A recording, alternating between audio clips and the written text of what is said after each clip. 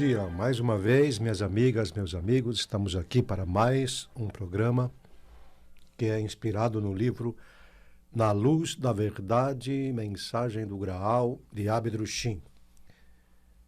Então, repetindo, como nós falamos todas as semanas, para quem nos ouve pela primeira vez, nós, aqui no Brasil, somos representantes brasileiros do Movimento Internacional do Graal, que publica em diversos países e em diversos idiomas, no original e também as traduções no idioma local do livro Na Luz da Verdade, Mensagem do Graal, de Abdrushim. Muito bem, para quem quer saber com mais detalhes, o livro Na Luz da Verdade, Mensagem do Graal, foi composto entre os anos 20 e 30 na Alemanha, pelo escritor Oscar Ernst Bernhardt, que ao editar o livro e fazer as suas conferências públicas, adotou o nome de origem persa ou árabe, segundo alguns, de Abdrushim, que na língua nativa significaria filho da luz ou servo da luz. Naquela época tão difícil na história da humanidade, no período entre duas guerras, onde havia muitas perguntas sem soluções, muitos enigmas não solucionados para a humanidade, Abdrushim se propõe a trazer ao ser humano, de uma forma simples, porém racional, objetiva e muito inspirada, dissertações que no seu conjunto traz ao ser humano possibilidade clara de responder a perguntas que até hoje ainda são mal resolvidas no espírito humano, como qual a origem do ser humano, de onde ele veio, o que ele tem que fazer, para onde ele vai após a sua morte terrestre, qual a relação do homem terreno diante de seu Deus. Ele propunha a trazer as respostas ao ser humano de uma maneira lógica, racional e, ao mesmo tempo, muito intuitiva. Ele lembrava ao ser humano que o universo não foi criado assim, num acaso, de qualquer jeito, ou como dizia o cientista Albert Einstein, Deus não joga dados, quer dizer, as coisas não acontecem à toa, na sorte, no aleatório. Tudo no universo obedece a leis claras. Ele lembrava, por exemplo, entre outras coisas, por exemplo, da lei da gravidade. A lei da gravidade não é se um corpo mais pesado cai no chão e o mais leve flutua. Isso não serve só aqui na matéria. Serve nas regiões do além e no espiritual também. Uma alma mais leve, mais luminosa, ela tende a subir para as alturas. Uma alma carregada de pecados tende, por o seu peso anímico, a descer para regiões mais obscuras. A lei de atração dos homólogos, né, que os cientistas sabem pela união de átomos e moléculas. A lei dos homólogos, dos semelhantes que se atraem, não existe só na matéria. Existe no reino espiritual. Os bêbados procuram os bêbados. Os fumantes procuram os fumantes. Os viciados dos mais diferentes tipos procuram outros viciados. Mas as pessoas com alma nobre, com intenções nobres de alma, procuram também os seus semelhantes para fins mais elevados. Então, assim como na matéria, também no mundo invisível e também no espiritual, e também a lei da reciprocidade. A lei da reciprocidade é mais ou menos assim. Você colhe o que você planta. Se você planta batata, você não vai colher feijão, você vai colher batata. Se você planta manjericão, você não vai colher cebolinha, você vai colher manjericão. Assim como no mundo material, também no mundo das regiões invisíveis, no espiritual. Quem semeia pensamentos, atitudes, atos, um querer nobre, elevado, vai colher na volta coisas mais elevadas.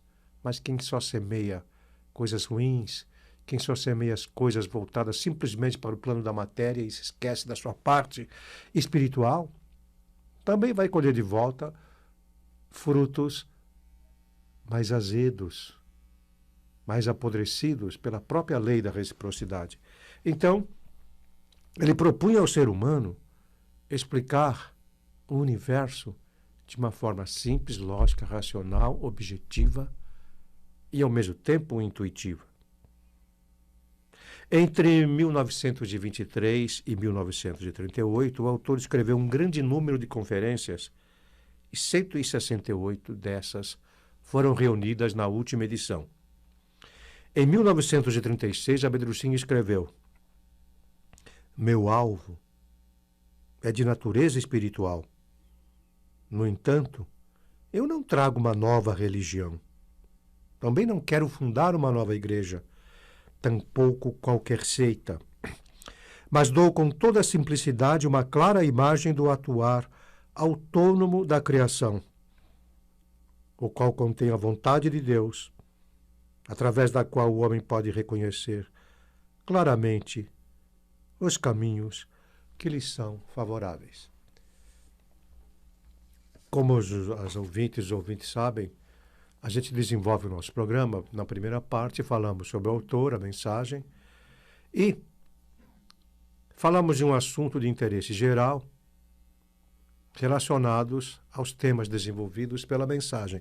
E na segunda parte do programa, nós lemos trechos da mensagem ligados a essa parte que nós desenvolvemos na parte inicial do programa. Hoje, a gente queria chamar a atenção para um tema específico. De onde provém o mal? Qual é a origem do mal?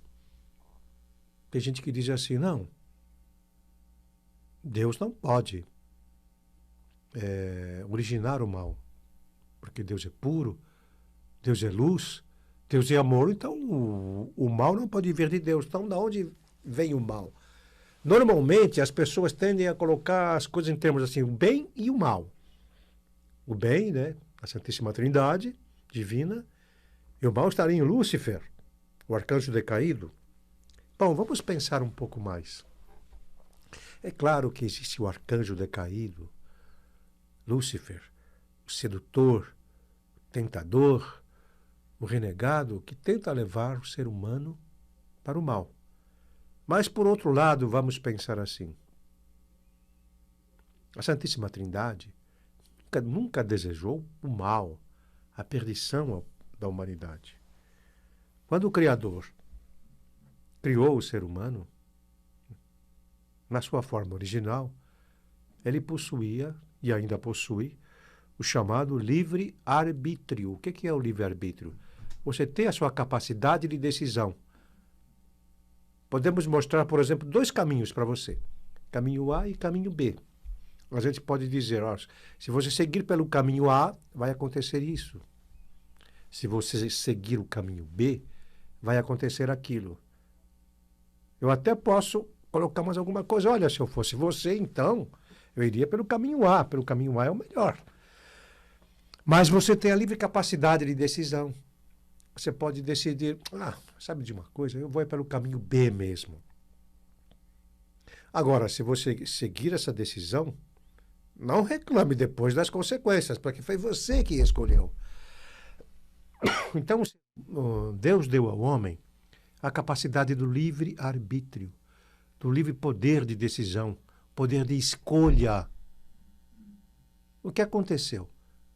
O arcanjo decaído, ao invés de proteger cuidadosamente o ser humano, o que era a sua missão original, de mostrar-lhe só o caminho A, ele começou a tentar o ser humano.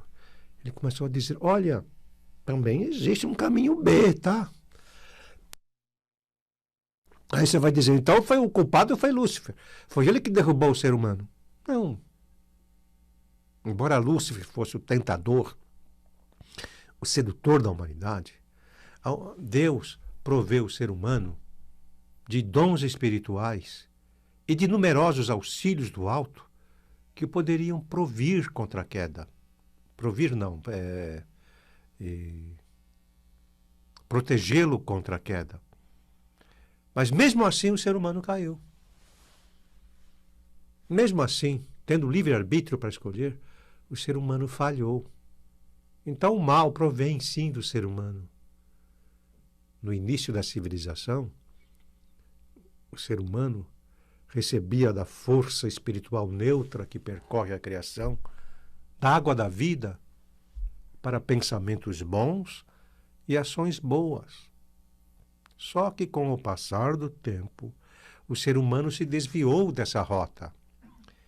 Ele não deu mais atenção aos avisos espirituais e escolheu a rota da materialidade, a rota da matéria.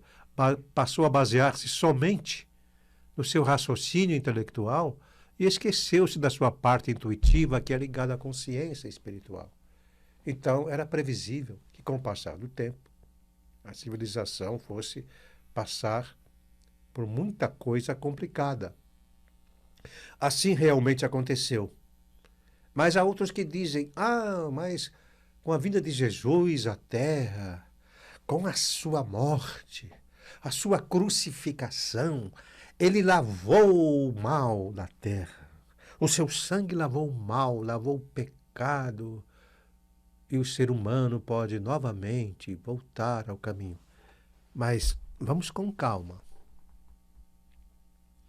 O fato de Jesus ter morrido na cruz, derramado o seu sangue em prol de alguns seres humanos, não de todos, não quer dizer que automaticamente o seu pecado está expiado.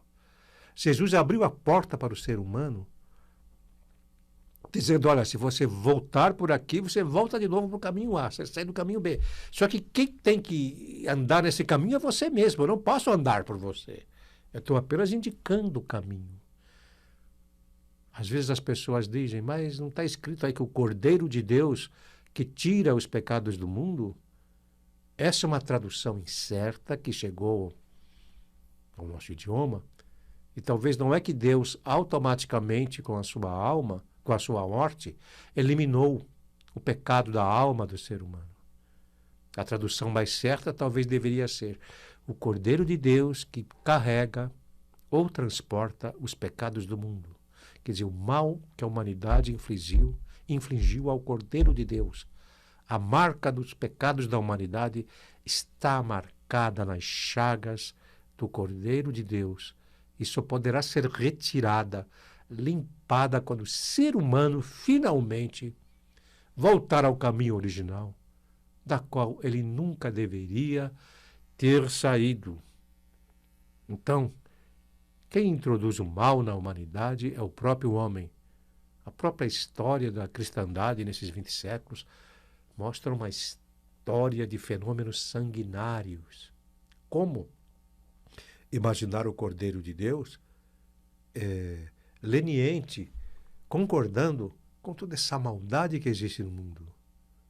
O ser humano precisa novamente voltar ao seu trilho original, para que de uma vez por todas as chagas do Cordeiro de Deus sejam cicatrizadas e a humanidade possa finalmente festejar a reconciliação com a divindade.